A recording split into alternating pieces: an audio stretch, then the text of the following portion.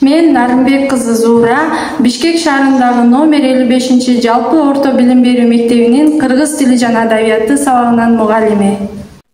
Менин тилим таянарым, тарыхым, көксөм тилим, таң туң баскан баладай өскөн тилим, туу тутайын төгүлүп ташкындасаң, толукшусун толсунчу бөксөм тилим, эмгегинен эчендин калган тилим, эрендерден жеңилбес балбан тилим, эл жаралса эл менен бир жаралып, элим менен бийиктеп жанган тилим, көнөрбөгөн өчпөгөн жарык тилим, көркөм таза ыйманга багыт тилим, көпчүлүктүн көңүлүн оорутпаган, көөдөндөгү кубатым нагыз тилим. Маңызын манас атам ачкан тилим, макалына наркына каткан тилим, макамына ээ болуу максат болуп, маңдайынан далайтер аккан тилим, бабаларым байырдан сактаган тил,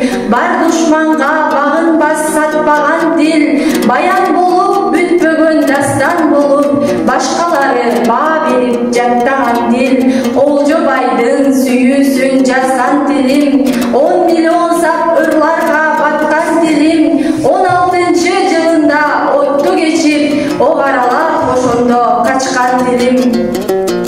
Каада салтты кадырлап барктаган тил, калкы сүйүп карт тарыхты тактаган тил, кан төгүлгөн кыргында согуштарда,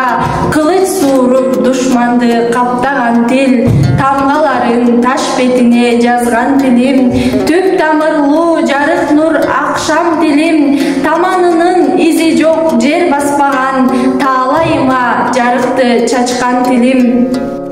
Баалагандар байырлап багып тилин, бак дөөлөтүм мурасым өчпөс тилим, баркын билбей башкага кул болушкан, башка тилди баркта